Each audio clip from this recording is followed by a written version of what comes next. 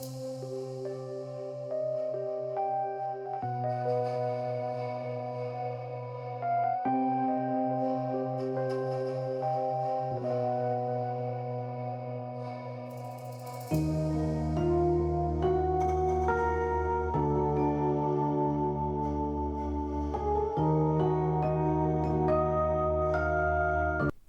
rented a little hatchback and was heading through Yorkshire, mostly sticking to A roads, but occasionally taking the scenic route because, well, England's countryside is stunning when it's not chucking it down.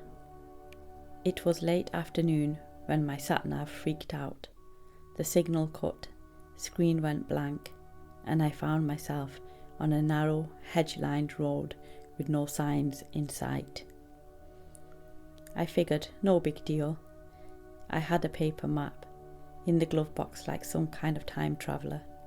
I pulled over next to a stone wall, flipped open the map and realised I had absolutely no idea where I was. That's when I saw the sign, "Welcome to Grindleford Hollow." I've never heard of it, not on the map either, but the sign looked fresh. Not some old relic. So I thought, screw it, maybe they've got a pub or something. I could ask directions and grab a pint. The village was quaint, sure, but too quaint. Every house had the same thatch roof, same lace curtains, same little garden gnome holding a Union Jack. It looked like a film set trying too hard. Not a single person in sight. But I heard music, old-timey piano, like from a music box. I followed the sound to the village green. There was a maypole, a bloody maypole in August, and around it a group of kids in Victorian clothing, holding hands and skipping in a circle. No adults, just kids. I called out, but none of them looked at me, not one. I was maybe 10 feet away, but it was like I didn't exist. I tried the pub, the Hollow Stag. The door creaked open fine, but the place was empty. Half-full pint glasses on the tables, a game of darts mid-throw. Like everyone just walked out. I checked my phone again, still no signal. That's when I heard the bell. A deep, slow, tall, from the church on the hill I hadn't noticed until then. I legged it, ran to my car like a maniac, started it up, didn't care which way I was going as long as I was leaving. The road twisted like mad, but eventually spat me out onto a main road where the sat-nav came back to life like nothing happened. Later, I googled Grindleford Hollow. Nothing, doesn't exist. I asked a local in a petrol station. He just blinked and said, "You mean Grindleford? That's west. No hollow to it." I've checked again since. No trace of it, no records, not even some weird historical mention. But sometimes, when I'm driving in the countryside, my radio fuzzes out. And I swear I hear a piano and children laughing, and I do not stop. I work nights at a 24-hour off-licence in Peckham, London. It's mostly quiet between 2 and 4 a.m, drunks, delivery riders on breaks, the occasional fox knocking over bins. Last week I saw something that's messed with my head ever since. It was about 3:15 in the morning when I heard the bell above the door jingle. I looked up from my phone, expecting another student looking for rolling papers or Monster. But it was a kid, 11, maybe 12, skinny, pale, wearing an old-school red windbreaker and dragging one of those canvas newspaper satchels. He didn't even look at me, just walked up to the counter, dropped a folded Times and turned to leave. I said, "Hey mate, what are you doing out? You alright?" He paused at the door and looked at me like I'd asked him if the sky was still blue. "Doing my round," he said. His voice was flat, calm. "Next house is 43 Melville Road. That street's a 10-minute walk from here." I opened my mouth to say something else, but he'd already vanished. "Here's the thing, we don't get newspaper deliveries here anymore. Hasn't happened in years. Everybody reads on their phone. And the paper he left? It wasn't today's. It was dated 16th of March 1999. I thought it was a prank, maybe some TikTok thing. But I kept the paper and looked it up online. Every article matched except one. A story on the back page about a missing paperboy from Peckham. His name was Lewis Chambers, aged 12, vanished during his route, never found. I got curious and checked the address he mentioned, 43 Melville Road.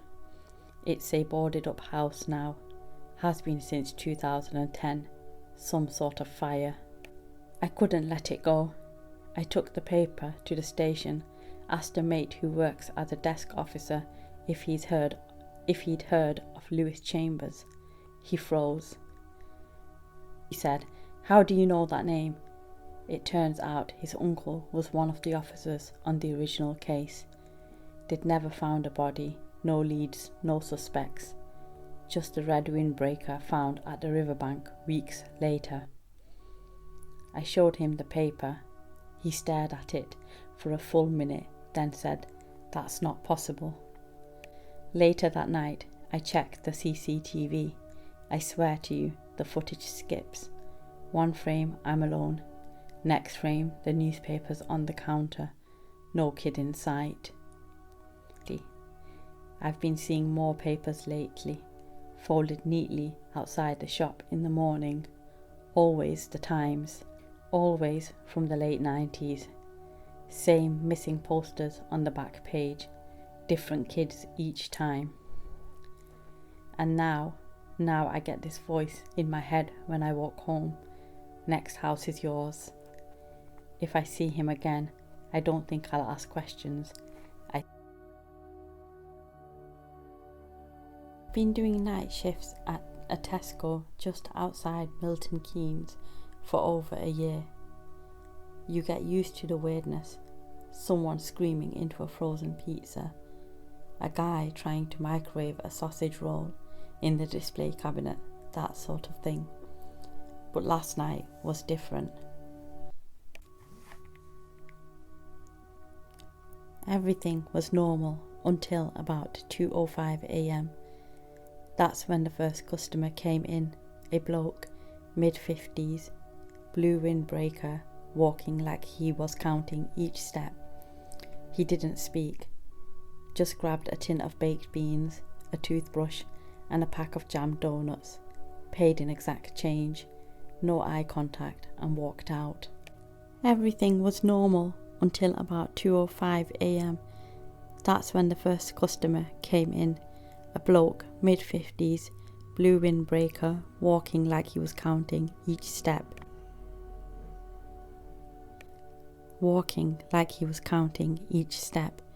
He didn't speak, just grabbed a tin of baked beans, a toothbrush and a pack of jam donuts, paid in exact change, no eye contact, and walked out. I barely had time to register it when the next person came in, a woman, late 30s, moved exactly the same path, same posture. She picked up the exact same 3 items and paid in cash.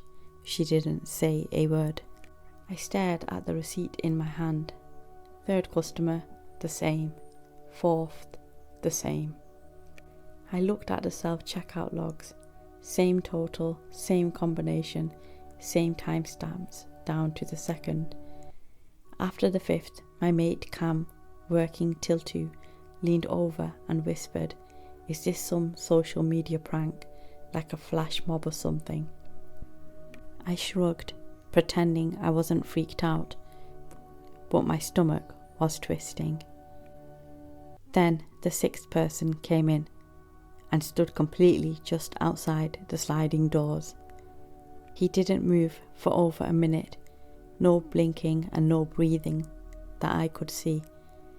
Then, like someone pressed play, he suddenly started walking the exact same route as the others. Toothbrush, donuts, cash, exit. By this point, the store was dead silent. Not even the freezers were humming. I went to the stockroom, pulled out my phone and tried to call security. There was no signal. When I came back, a line had formed. 10 people, each spaced exactly the same distance apart, queued silently in front of the checkouts. Self-checkouts. None of them looked at each other, all holding the same items. A couple were kids. One was an old woman with a neck brace, but every single one scanned the items with mechanical precision and left in the same direction, towards the back exit, which no one ever uses. I checked the CCTV. All the footage was normal, except every customer's face was blurred. Not glitched, just blurred out, like someone smeared Vaseline across their faces. Cam said, "I don't like this, mate," and walked out early, just clocked off and left me alone. At 4:17 a.m, someone left a bag at the till. Inside, a tin of beans, a toothbrush, a pack of donuts, and a note. It read, "You saw, that means you're next." It's now 1:55 a.m. the following night. I'm sitting by the self-checkouts, watching the doors, waiting to see who comes in first.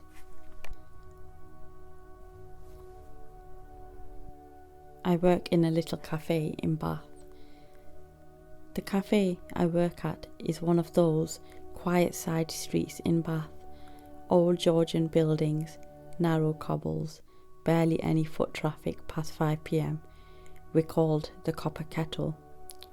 You wouldn't know we exist unless someone told you. I do the closing shift. It's mostly cleaning tables, wiping down the espresso machine, locking up, boring. Until a few weeks ago, when the order bell started ringing just before closing time. We use an old school till, no touch screens, just buttons and a bell that dings when an order goes through. We don't have mobile ordering, no Uber Eats. You have to physically press the button on the till to ring it. The first time it happened, I thought it was a glitch. I was sweeping by the front window when I heard the bell ding. When I turned around, the receipt was printing. 1 English breakfast tea, milk, no sugar. But the cafe was empty. My manager had already gone. There were no customers. I thought maybe I'd leaned on the counter without realising.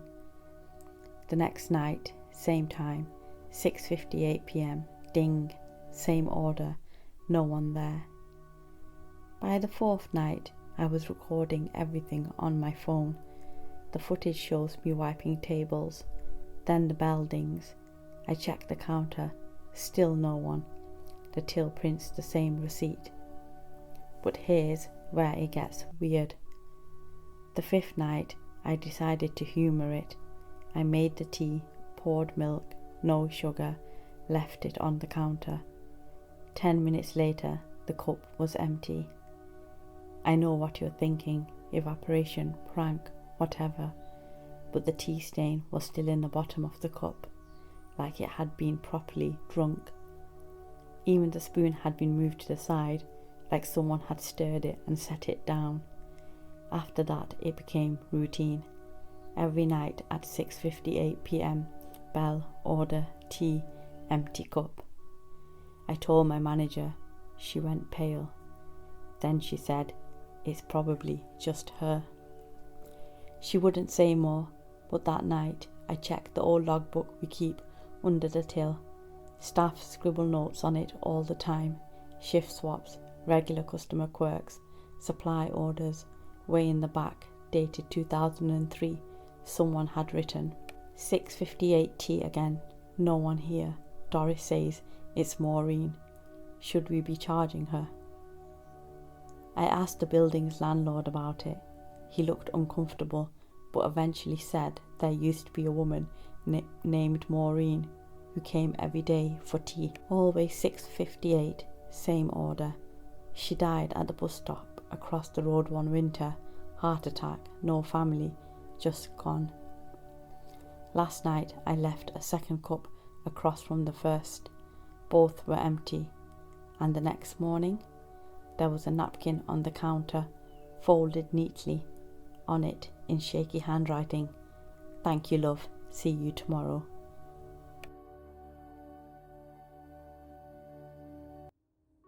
I was walking my dog near an industrial estate on the outskirts of Leeds.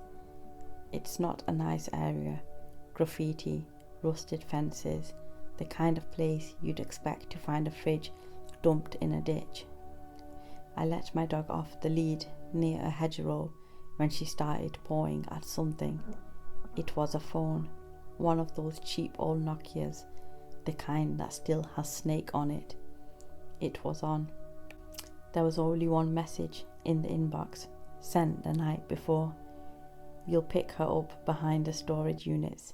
Bring the rest. No screaming this time." That stopped me cold. I looked around. Nothing but silence and disused warehouses. My gut said put it back and walk away, but I didn't. I took the phone home. The next day I kept checking it, expecting it to die or ring. It didn't, but at exactly 2:14 a.m. it buzzed. One new message. "You're late." I dropped it. No name, no number, just unknown. I tried replying.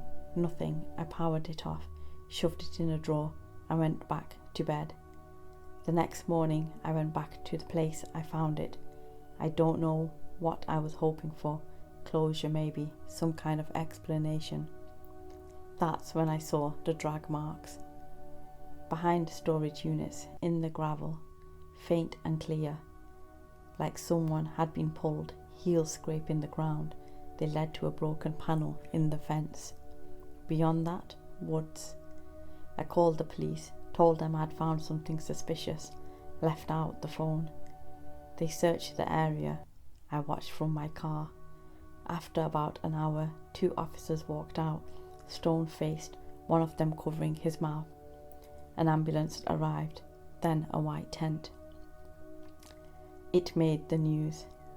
A woman had been found in a shallow grave, unidentified, bound with duct tape, no clothes, no ID, just a supermarket loyalty card in her sock.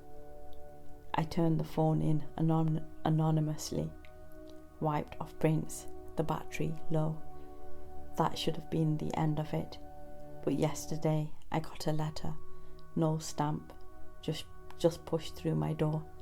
Inside was a Polaroid.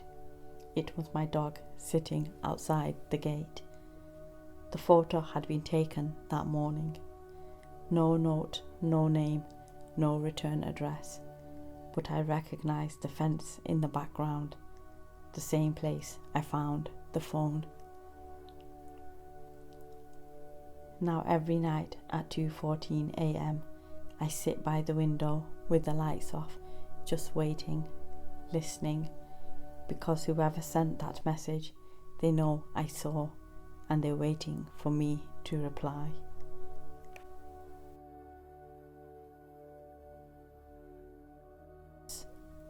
I used to drive the night bus from Manchester Piccadilly out to the suburbs, 11:10 p.m. until 4 a.m. 5 nights a week. It was dull mostly. Drunk students, shift workers, the occasional bloke talking to himself. But then there was him. Always the same. Late 30s, buzz cut, black puffer jacket. He never spoke. Got on at Stop F on Deansgate at exactly 2:17 a.m. Sat in the back row, middle seat, never moved until the end of the route, never fell asleep, just stared dead ahead. At first I thought he was just a weirdo. Manchester's full of them. But then I noticed something. Every time he rode, someone else would get off early, a woman usually, tired and quiet. Sometimes they'd even glance back at him nervously before stepping off. One night I asked one of them, "Are you okay?" She said, "Yeah, just something off about that guy."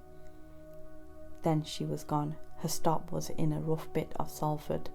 I made a mental note to check the news the next day. There was nothing, but the feeling stuck. Over the next few weeks, I started keeping a log. Each time he got on, someone else would get off just before him. Same route, same pattern.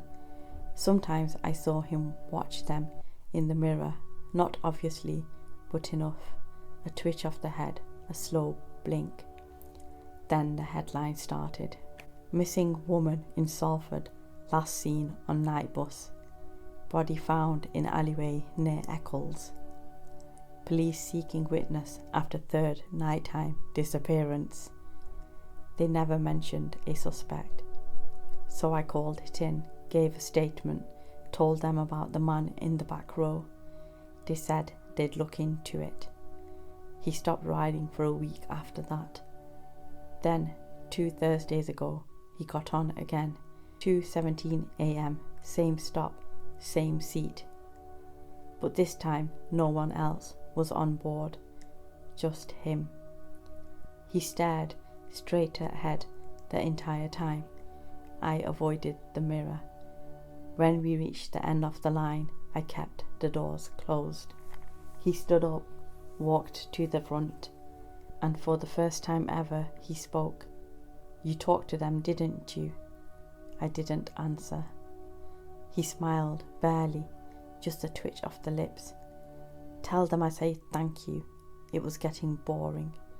Then he stepped off, and I never saw him again. But last night I got home after my shift and found a package on my doorstep. Inside, a driver's uniform. Not mine, not from the city. A night bus route from Birmingham. Different number, same start time. There was a note typed, "Your turn to watch. And tonight my bus is late. 2:17 a.m. is coming, and I don't think I'll be alone." I moved to the village of Ashholt in Norfolk in February. I was burned out from city life, working remotely now, and the idea of peace, fresh air, and locals who still nod hello sounded perfect. And it was for a while. Small cottages, one pub, one post office, and a church that rings the bells every Sunday, even if no one attends. Everyone seemed friendly in that oddly rehearsed, slightly too smiley way. I chalked it up to countryside charm. Then came March the 5th. The postie, George, dropped my mail off with a grimace. "Keep your head down tonight," he said. "Why?" I asked. He just gave a half smile. "It's keeping night." I asked the woman at the shop, Edith, late 60s, floral cardigan, the type who knows everyone's business. She got twitchy. "It's just a local thing," she said, bagging my milk too fast. "Old tradition, bit of fun. We light lanterns and keep watch." "Keep watch for what?" Another smile, too tight. "You'll see." That night, just after sunset, I looked out my window. Lanterns lined every doorstep. No electric lights, no cars, no noise. The entire village was watching. Standing still in front of their homes, staring towards the woods at the edge of the village. I opened my door. My neighbour Peter hissed, "Get inside, no lights, no questions." So I watched from the dark. At 10:04 p.m. exactly, I heard it. A long, Low groaning, not human, not animal. It came from the trees. The villagers didn't flinch. Then a shape moved just past the tree line. Too tall. I could only see its silhouette in the moonlight. Long arms, head cocked to one side, twitching. The groan came again, and one of the lanterns flickered out. A second later, a scream. It came from a house down the lane. Someone had left their porch light on. The villagers didn't move, didn't even look. In the morning, the house was empty. Door open, table set for two, no signs of a struggle. When I asked about it, Edith just said, "That house has always been empty, dear." That was a lie. I've seen a woman there, brushed past her in the shop, talked about gardening. Now she's gone. The local history book in the parish hall has no mention of keeping night, no stories, no entries for March the 5th. But in the back, penciled in shaky handwriting, was the note: "We keep the lights out so it doesn't see us. We light the lanterns so it takes just one." I'm writing this on March the 4th. The pubs closed early, the shops shuttered. No one's answering their door. George handed me a candle today. He said, "It's your turn." And tonight I think I'll leave my porch light on, just to see what happens. It started with flowers. A small bouquet left on my doorstep in Bristol. No note. No note. I thought it was a sweet mistake, wrong address or some shy neighbour. I didn't think twice about it. The second time there was a card. "To the girl in the green coat, you're even prettier when you walk alone." That was when my stomach turned. I walk to work every morning. I wear a green coat, headphones, and take the same route along Gloucester Road. It's always busy, but I never noticed anyone watching me. And the text started.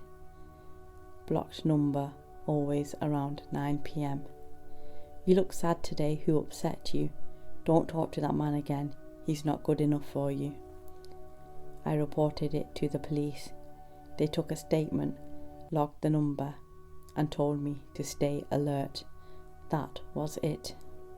He started leaving things outside my flat, books I liked, takeaway from places I ordered. Once a Polaroid of me unlocking my front door. That was the moment I stopped sleeping. I changed my number and got new locks. I moved in with a friend for a few weeks. Still, somehow, he knew where I was. He knew what I wore. He knew what I said and what I did. The police finally agreed to monitor the messages, but weeks went by. They said unless he made direct threats or broke in, it wasn't imminent danger.